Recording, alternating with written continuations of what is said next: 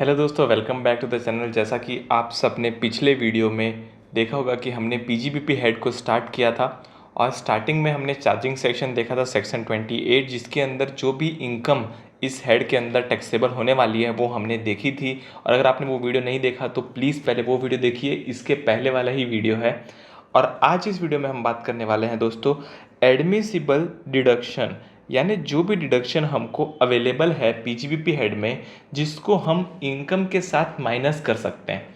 देखो दोस्तों, अकाउंटिंग में क्या होता है, पहले हम सेल्स निकालते हैं, फिर उसका कॉस्ट निकालते हैं, फिर ग्रॉस प्रॉफिट निकालते हैं, फिर उसमें से इनडायरेक्ट एक्सपेंस माइनस करते हैं, फिर आता है हमारा प्रॉफिट। तो वैसे ही पीजीबीपी में इनकम कैलकुलेट करने के लिए हमको पहले सारी इनकम निकालनी पड़ेगी, फिर उसमें से माइनस करने पड़ेंगे जो भी अलाउेबल एक्सपेंसेस है वो। खाली अलाउेबल एक्सपेंसेस ही माइनस होते हैं, जो एक्सपेंस अलाउेबल नहीं है वो माइनस नहीं होते। तो आइए देखते हैं दोस्तों, आज हम बात करेंगे सेक्शन नंबर 30 के ऊपर। सेक्शन नंबर 30 क्या बोलता है दोस्तों? 30 से 37 सेक्शन तक पूरे के पूरे डिडक्शन यहाँ पर अवेलेबल है। अब सेक्शन 13 बोलता है rent, rate, tax, repair and insurance of buildings for building.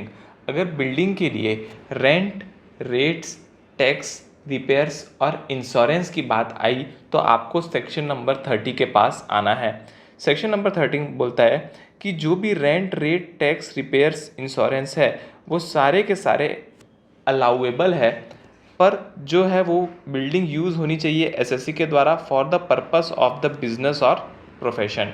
यानी वो बिल्डिंग अगर प्रोफेशन या बिजनेस में यूज़ हो रही है तो सारे एक्सपेंसेस जो है वो माइनस हो सकते हैं।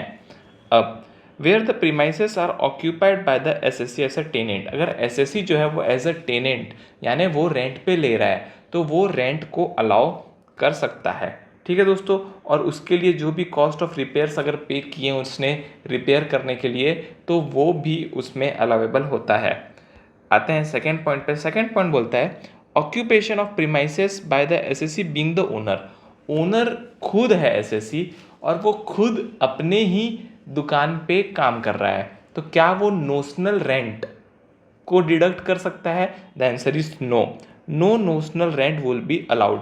यानी अगर खुद की बिल्डिंग है, आप खुद की बिल्डिंग में बिजनेस कर रहे हो तो उस बिल्डिंग का कोई भी रेंट आपको अलाउ नहीं किया जाएगा। आप नोशनल रेंट नहीं ले सकते, यानी अगर आप असलियत में रेंट पे कर रहे हो तो ही माइनस होगा। ठीक है। अब अगर पार्टनरशिप फर्म है दोस्तों, पार्टनरशिप फर्म में क्या होता है कि किसी एक पार्टनर के पास समझ लो बिल्डिंग है, तो अभी पार्टनरशिप फर्म में तो सारे पार्टनर्स उस बिल्डिंग में काम कर रहे हैं। उस केस में क्या होगा दोस्तों, अगर पार्टनरशिप फर्म है तो डिडक्शन जो है वो अलाउ होगा जब तक कि वो डिडक्शन जो है वो आपका रीजनेबल है और एक्सेसिव नहीं है, तब तक कि वो डिडक्शन आप अलाउ कर सकते हैं पार्टनरशिप फर्म के केस में। ठीक है दोस्तों। अब आते हैं दोस्तों रिपेयर्स ऑफ द प्रीमाइसेस। अगर आपने कोई भी रिपेयर करवाया प्रीमाइसेस में, तो अगर आपने रिपेयर करवाया है तो आपको उसका डिडक्शन बिल्कुल अलाउ किया जाएगा। ठीक है, रिपेयर में डिडक्शन अलाउ किया जाएगा। अगर आप ओनर हो, एसएससी ओनर है तो भी अलाउ किया जाएगा। एसएससी टेनेंट है यानी आपने रेंट पे लिया और उस पर रिपेयर कराया तो भी अलाउ किया जाएगा। या फिर एसएससी ने प्रीमाइसेस को लाइसेंसी, मॉर्टगेज, लेसी ऐसा कुछ लिया है तो भी आपको रिपेयर्स जो है वो अलाउ किए जाएंगे। ठीक है दोस्तों, ये था रिपेयर्स ऑफ द प्रीमाइसेस। फिर हम आते हैं cost of repairs and current repairs of capital nature not to be allowed. यानी अगर आपने कोई भी रिपेयर किया, ठीक है, और वो रिपेयर कैपिटल नेचर का है, यानी आपने जो रेंट पे एक फ्लोर की बिल्डिंग ली, आपने उसके ऊपर दूसरा फ्लोर बना दिया है ना, तो ये रिपेयर कैपिटल नेचर का हो गया। कैपिटल नेचर का यानी जिससे एसेट की एफिशिएंसी बढ़ गई। ठीक है, is allowed as deduction while computing the business income. तो जो कैपिटल नेचर का है दोस्तों, in other words cost of the repairs and current repairs other than capital nature यानी कैपिटल नेचर का है तो अलाउ नहीं किया जाएगा और कैपिटल नेचर का नहीं है तो अलाउ किया जाएगा। अब मेरा सवाल ये है कि कैपिटल नेचर का क्यों अलाउ नहीं किया जाता? क्योंकि कैपिटल नेचर का जो आप रिपेयर करते हो उसको डीम्ड बिल्डिंग मान के उसके ऊपर आप डेप्रिसिएशन क्लेम कर सकते हो, इसीलिए आपको वो डेप्रिसिएशन में अलाउेबल होता है, यहाँ पर सेक्शन नंबर 30 में अलाउेबल नहीं होता। अदर एक्सपेंसेस, अगर आपने कोई land revenue, local rate, municipal tax, insurance, जो भी प्रीमाइसेस का है वो आपने पे किया और उस प्रीमाइसेस को बिजनेस या प्रोफेशन के लिए यूज़ कर रहे हो तो वो सारी चीज़ें यहाँ पर अलाउ की जाती है, कोई दिक्कत नहीं है। Premises use partly for the business and partly for other purpose, अगर आपने एक प्रीमाइसेस को बिजनेस पर्पस के लिए भी यूज़ किया और पर्सनल पर्पस के लिए भी यूज़ किया तो आपको क्या करना है, जो भी expense attributable to the part of the premise use for the purpose of business will be allowed, यानी जो भी एक्सपेंस आपने उस बिल्डिंग में अपने बिजनेस पर्पस के लिए किए हैं वही खाली अलाउ होंगे और जो प्राइवेट पर्पस के लिए किए हैं वो सारे के सारे डिसअलाउ हो जाएंगे। ठीक है दोस्तों, अब सेक्शन नंबर 13 यहाँ पे कंप्लीट हो गया। अब आते हैं सेक्शन नंबर 31। सेक्शन नंबर 31 क्या बोलते हैं? रिपेयर करवाया अगर आपने या फिर आपने इंश्योरेंस लिया किसी मशीन का, प्लांट का या फिर फर्नीचर का, तो आपको सेक्शन नंबर 31 के पास आना है, वो आपको बताएगा कि क्या अलाउ है क्या अलाउ नहीं है। अब section number 31 allow the reductions in respect of the expenses of current repairs allow है, यहाँ पर भी करंट रिपेयर अलाउ है, इंश्योरेंस अलाउ है, ठीक है, मशीन, प्लांट और फर्नीचर का, और रिपेयर भी अलाउ है। ठीक है, अब अगर आपको ये एक्सपेंसेस क्लेम करने हैं तो asset must have been use for the purpose of the एसएससीज ओन बिजनेस, यानी जो भी एसेट में आप रिपेयर क्लेम करना चाहते हो, इंश्योरेंस क्लेम करना चाहते हो, वो एसेट बिजनेस के लिए यूज़ होनी चाहिए, सबसे इंपॉर्टेंट बात। दूसरी बात, रिपेयर्स एक्सक्लूड रिप्लेसमेंट और रिकंस्ट्रक्शन।